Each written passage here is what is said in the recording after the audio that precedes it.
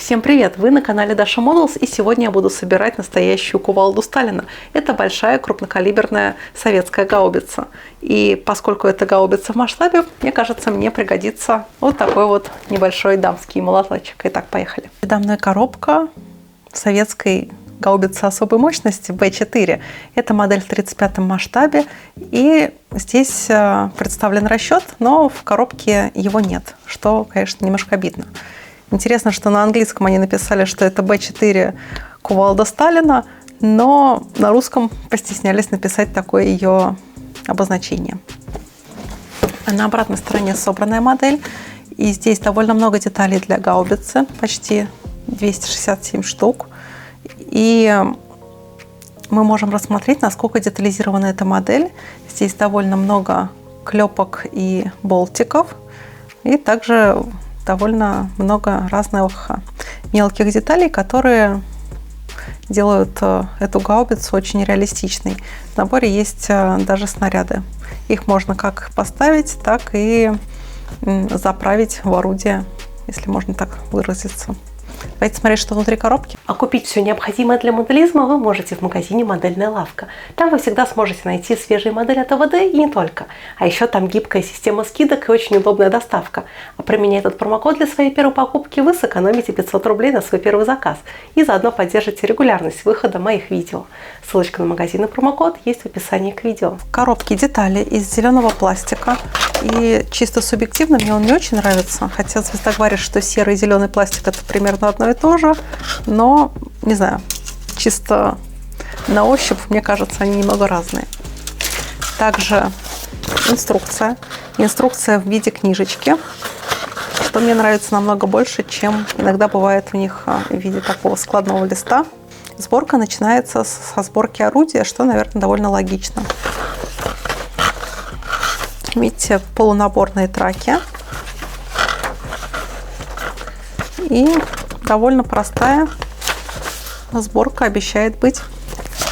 Также в наборе есть инструкция об окраске. И тут нам предлагают собрать и покрасить эту гаубицу без привязки к какому-либо подразделению или временному периоду. То есть просто зеленый и некоторые элементы в виде окрашены черным цветом. И очень здорово, что они показали, как красить снаряды. Довольно часто этого не хватает в других наборах. Давайте приступать к сборке. Итак, первым шагом нам нужно собрать сам ствол орудия. И он состоит из двух половин. Это детали А6, А39 и также наконечник, наверное, деталь А27. Так как у номера детали первая буква А, значит, нам потребуется и рамочка А. Вот я беру ее в руки, убеждаемся, что это буковка А. Ну и по визуальному обозначению мы видим эти две половинки большого нашего орудия. 39-я деталь. Тут есть маленький квадратик с цифрой, обозначением этой детали. При помощи бокорезов я аккуратно освобождаю от рамочки деталь. Вторая половинка, 6-я деталь А6. Также во всех местах, где деталь крепится к рамочке, я откусываю. Детали освобождены, и теперь при помощи надфиля я буду убирать вот эти вот остатки от рамочки. Детали обработаны, и теперь их можно склеивать. Соответственно, можно сначала примерить, соединить, посмотреть, где будут детали соприкасаться друг с другом, и туда наносить клей. Клей наносим аккуратно, чтобы на лицевую часть он не попал. И фиксируем. Дожидаемся, когда клей высохнет, и можно этот шов будет немножко тоже пройтись с помощью надфилем и убрать излишки. Ну а больше моих фото и видео вне моделизма вы можете найти на моей страничке на Boosty. Там вы также сможете поддержать мою деятельность и попасть в титры к видео. Ссылочка на Boosty есть в описании к видео, так что тоже рекомендую подписаться еще и на мой Telegram. Там оперативно выходит информация о моих новых видео на канале Dasha Models и Dasha Technic. Ссылочка на Telegram есть тоже в описании. И я перехожу к установке на ходовую часть ленивца. Я даже не буду его склеивать, просто поставлю на штырь, пусть будет двигаться. И закрою эту деталь ответный. Тут, обратите внимание, вот эти вот штырьки должны попасть в соответствующие отверстия. Соответственно, их мы и смажем клеем. А также вот эти два маленьких штырька. Так, и фиксируем. Так. И теперь я перехожу к установке поддерживающих роликов. И тут, насколько я понимаю, они симметричные. Нет особой разницы, как их ставить на свое место. Для них есть свое вот маленькое посадочное место. И, соответственно, устанавливаем. Думаю, вот так. И я перехожу к сборке основания лафета. И начну я с вот этой маленькой подсборки. Вот она. Обратите внимание, что тут нужно упереть деталь вот в эти два выступа. Соответственно, нижнюю часть мы и смажем клеем. И клепкой внутрь получается. И теперь боковые панели тоже клепкой внутрь. Теперь относительно уже установленной детали их легко сориентировать. Здесь нужно небольшим штырьком попасть вот в эту дырочку. Ее мы смажем. И также упереть вот в эти опоры. А видите, довольно большая плоскость соприкосновения деталей. И не всегда удобно работать именно так. И теперь я перехожу к установке ходовой части на лафет. Лафет я уже подсобрала. Довольно кропотливая сборка, но интересная. И теперь на вот эти вот выступающие элементы мы установим наши гусеницы. Так, теперь выравниваем на столе и ждем схватывания клея. А теперь я перехожу к установке орудия. И мне потребуется два вот таких переходных элемента. И теперь аккуратно надеваем их вот на вот эти вот выступающие две части. И они должны попасть внутрь вот этих половин. Так, аккуратно. И теперь я устанавливаю сиденье на вот эти вот штырьки. И в сиденье есть отверстие. Сопоставляем.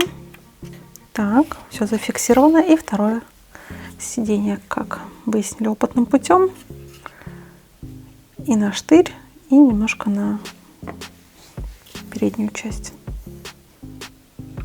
Так, сопоставляем. Зафиксировано. И все, сборка завершена. В начале окраски я загрунтую модель из аэрозольного баллончика.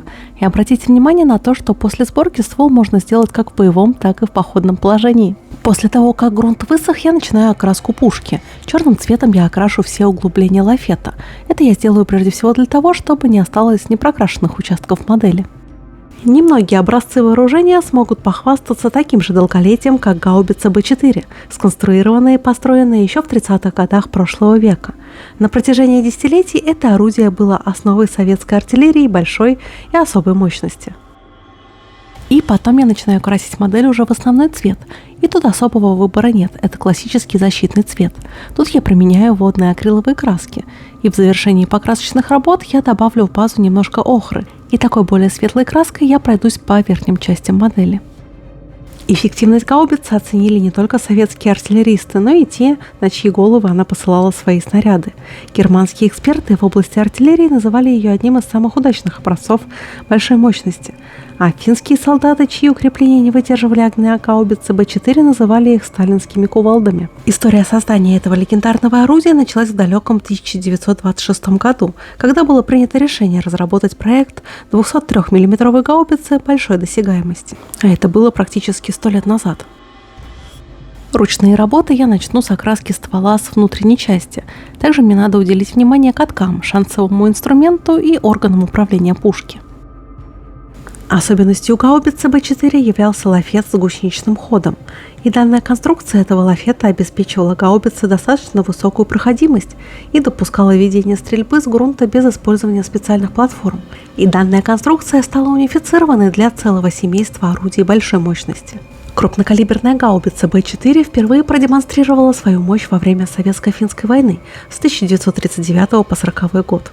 Тогда Красной армии пришлось преодолевать сильно укрепленные позиции финнов на Карельском перешейке, и в нарушении всех уставов и наставлений гаубицы выдвигались на прямую наводку и почти в упор расстреливали финские укрепления. Разрывы 100-килограммовых снарядов на куполах дотов приводили к тому, что у обороняющихся лопались барабанные перепонки, шла носом кровь. Многие не выдерживали страха и паники и сходили с ума. Финны прозвали гаубицы Б-4 сталинскими кувалдами и боялись их как огня. У модели присутствует огромное количество заклепок и прочей мелочи, и этому обстоятельству надо придать внимание. Черной смывкой я сделаю эти заклепки чуть более рельефнее. Случалось, что, узнав о том, что к их участку обороны русские подвезли эти страшные пушки, гарнизоны дотов в панике покидали их.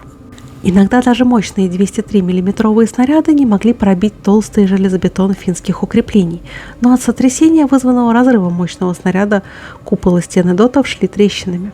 Ну а после десятка другого прямых попаданий вместо финского укрепления над землей возвышалась причудливая композиция из обломков бетона и переплетений стальной арматуры. Такие фигуры красноармейцы называли карельскими монументами, а артиллеристов, обслуживающих гаубицы Б-4, карельскими скульпторами. Гаубица Б-4 обслуживалась расчетом из 15 человек. В их распоряжении имелся подъемный кран для загрузки снарядов и ряд другого оборудования, облегчавшего эксплуатацию орудия. В частности, на боковых поверхностях лафета предусматривалось 2 сиденья для наводчиков, прикрытые металлическими щитками. Механизмы управления наводки были выведены в обе стороны орудия. И последний штрих в работе над моделью. Сухой кистью я придам еще большей глубины заклепкам, а металлическим цветом я выделю рельеф гусениц. И вот такая пушка у меня получилась. Она настоящий гигант для своего 35-го масштаба. И при этом у звезды получился очень хороший набор. И мне очень удачно получилось его собрать, ну и покрасить. Так что, надеюсь, это видео вас вдохновило на ваши собственные стройки. До новых встреч. Пока-пока.